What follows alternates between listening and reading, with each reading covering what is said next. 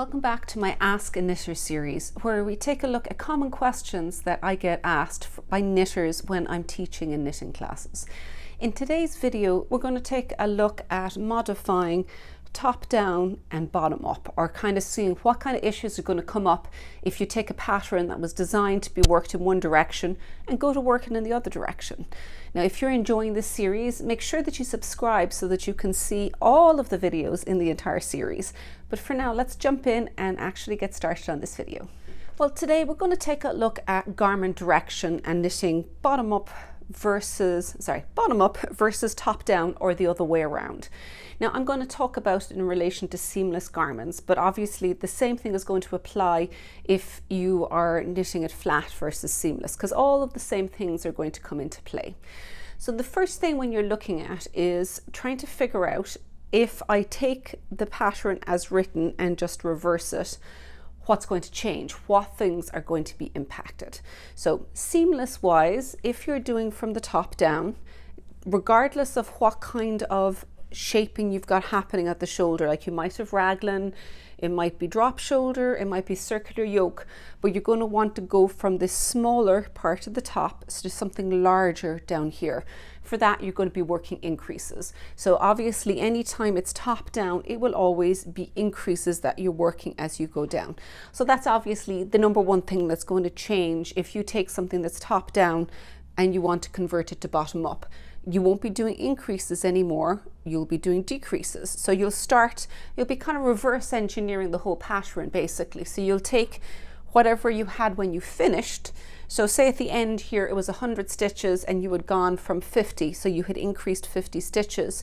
You're now going to be doing everything backwards and you're going to be decreasing from the 100 stitches up to the 50 stitches. So you're going to actually have to do a little bit of work when you're doing something reversed like this, because the type of increase that you do going down is going to impact how it looks. So generally speaking, if I'm deciding what kind of an increase, or if I'm suggesting one increase versus another, if you want to change that, then you're going to need to go and do a swatch. So you'll do a swatch and you'll just do that section of the pattern, seeing if I do this increase here and I change it to this kind, what happens? And so that's going to be the first place that you'll start, is figuring out what kind of increases look well or can be repeated in the pattern that's going to be worked. So if you're doing it from the bottom and you're taking those increases out and now you're making decreases, they're going to look very different. So it's really, really important that you swatch, that you take the pattern of decreases that you're going to need to do and you just swatch it out so you see when they're stacked one on top of each other what it's going to look like. So that's really important, because that way you're going to get an idea of what it will look like within the whole structure. So swatching is really important. So that's the first really, I suppose, basic thing that you're going to be taking a look at, is increases versus decrease depending on which way you're going. The other one that often gets overlooked is stitch patterns and the direction they're turned in, so to speak, because this one is a yoke, a circular yoke and it's gone top down, so you've got increases at the bottom and you've got two sets of colors. So you can't just take that chart and knit it this way going along, because what you'll end up with is you'll have the increases down at the bottom and you'll also have what's supposed to be at the bottom up at the top.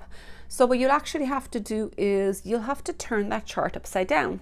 You'll have to start at the bottom of it, and every time you're going to see increases, you're actually going to do decreases instead. So it will require a little bit of work. So that's what would happen if you had a color work chart. We're just pausing the video for a second to remind you that if you're enjoying the video, give us a thumbs up down below, because that way we know which videos you're liking and we'll make sure that we make more of them. So back to the video now. Cables, let me find something with cables. Got something over here, I think, on a little bit of cables. Here we go.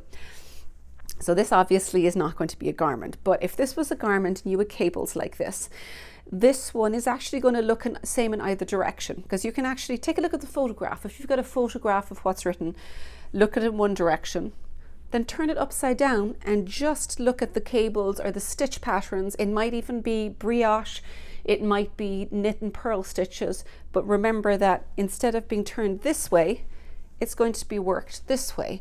So whatever chart you've got, if it's completely reversible, because this one would be, it's like it goes out, it goes in, it's all going to be the same thing. But some of them are quite directional. And if you've got cables that are going out this way, when you turn it around, it'll be going in the other direction. And that might be fine. There's no, it doesn't mean that you can't use it. It just means that you're trying to educate yourself and all of the potential pitfalls or things you might need to watch out for as you're going through as well. So that is a very big one. And sometimes I forget that when I'm swatching, that I'm swatching for something that is top down, but I'm looking at the chart going the other direction. So it's actually quite important to flip it around the other way. So that's the second thing you'd want to watch out for.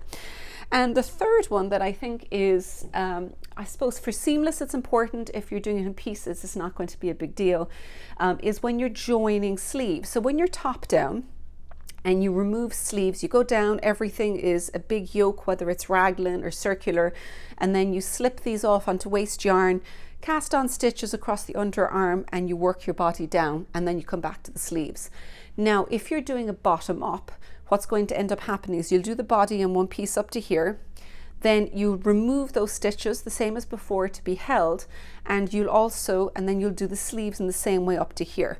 Now this is a little bit tricky because if you're doing bottom up rather than top down, you're taking a small circle for the sleeve and you're kind of trying to squish it in here with this. So the first couple of inches as you're working up, it's going to be really tight, very hard to work. I will usually pull a loop out from a cable that I'm working on, so just put the loop in the middle here so that it gives you plenty of room to maneuver. And then once you've gone maybe an inch or two in, it's fine. You can just make it a standard circle with the circular cord and there's no problems. But that's where you'll kind of run into problems.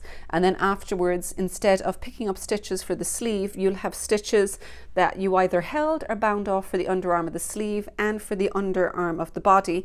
If they're live, you can graft them together. If they were just bound off, then you can just put a seam across there. But again, like with everything else, you're just reversing the direction they're done in.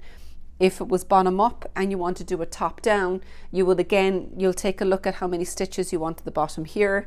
You'll pull these off, your underarm stitches will be the same, and then your sleeves, you're going to be doing decreases instead of increases from the bottom up.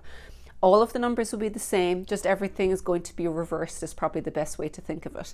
It's totally possible to actually reverse engineer or to swap the direction that you're knitting in, but you just do need to be aware of and think through all of the different areas it's going to impact, and you probably want to do a little bit of swatching to make sure that your increases and decreases are going to turn out the way you want them to turn out. But yeah, let me know how you get on with it, and I'd love to see basically anything that you're doing or anything you're working on, just tag us. I'd like to see. Thank you.